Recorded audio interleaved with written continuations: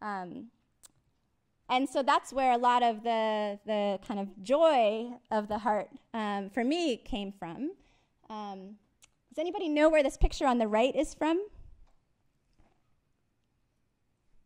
Any guesses? So this is from Cochabamba, Bolivia. So the multicolored flags in the background might give you a hint. Those are from indigenous communities throughout Bolivia. And I had a chance to go there in 2010 with a delegation of groups doing community organizing in the US. And that was the first place that I met people from La Via Campesina. And they had these big, huge flags, like 3,000 of their members from all over the world. And it said, "Small farmers cool the planet." So that actually gave me a lot of hope. And I think it's not a coincidence that the slogan of La Via Campesina is globalize the struggle, globalize hope. It's a positive vision of what is possible when small-scale farmers, food producers, communities come together that can really make huge changes.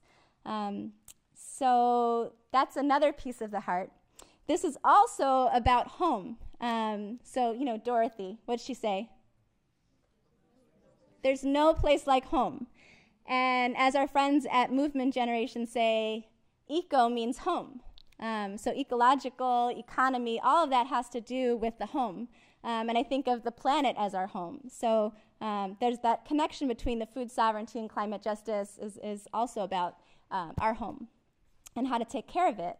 And more we're seeing women's leadership growing. I know that was a conversation you've had as well, but I want to tell you about, there's a group, a campaign of organizations in 5 countries in West Africa called We Are the Solution. And this is a group of rural women's associations in 5 countries that are working towards food sovereignty and agroecology as solutions to both hunger and also climate impacts.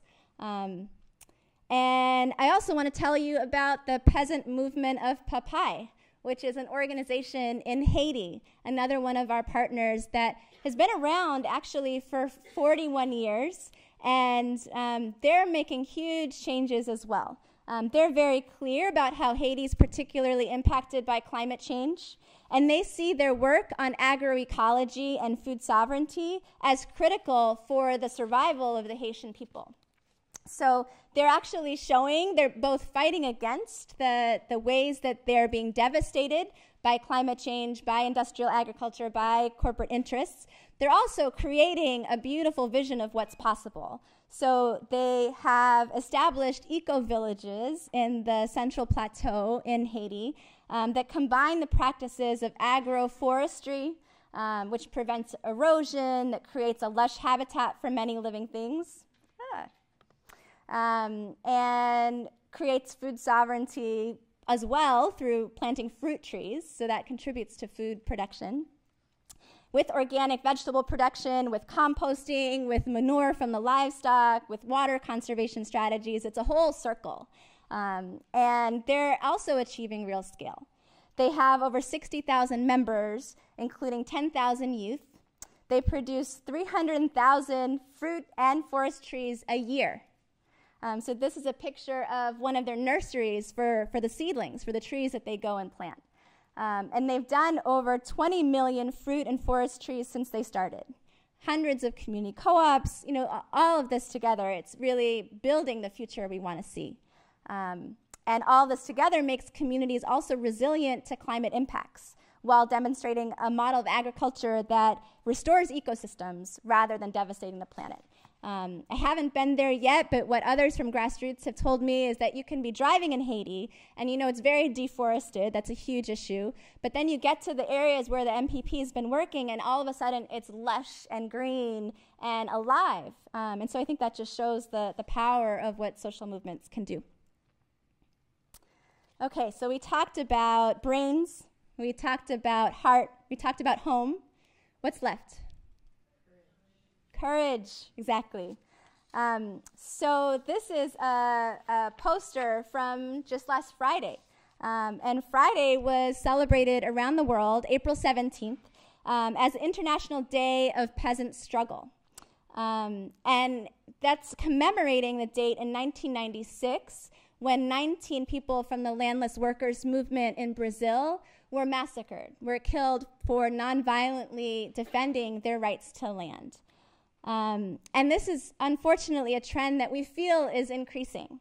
From more and more of the social movements that we're working with, we're seeing increased militarization, increased repression, criminalization, and attacks on the people who are at the front lines, who are defending their rights to land, to water, to food sovereignty, and defending the planet.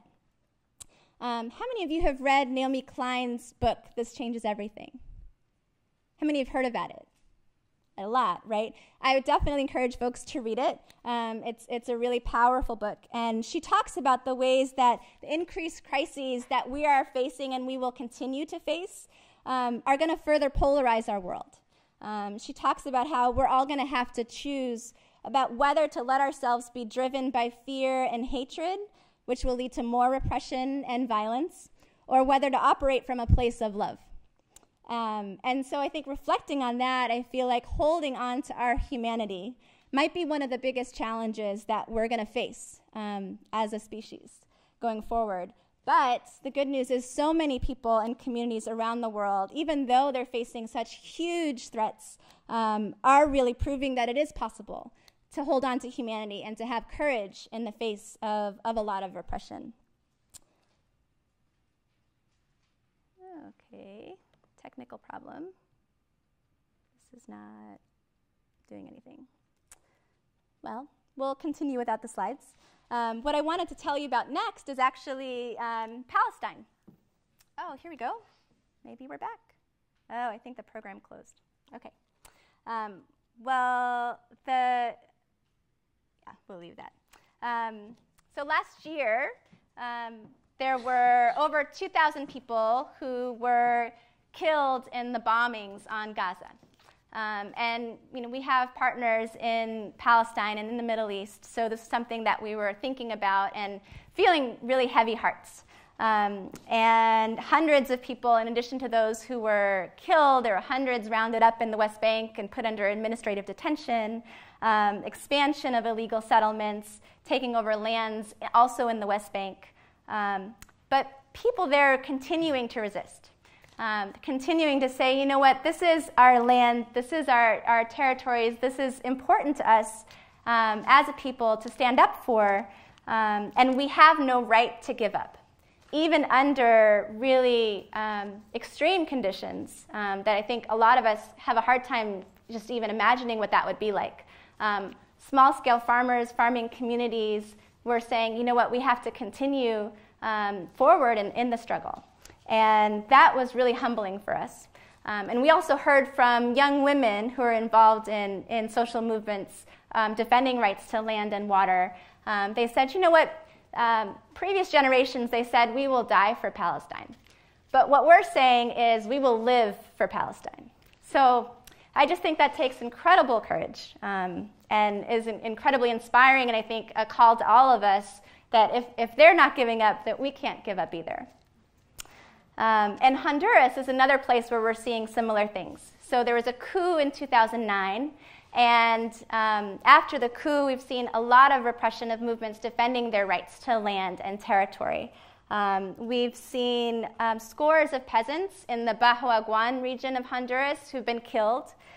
We've seen Afro-descendant indigenous communities, Garifuna communities who are coming under a lot of attacks, just being displaced, kidnappings, etc.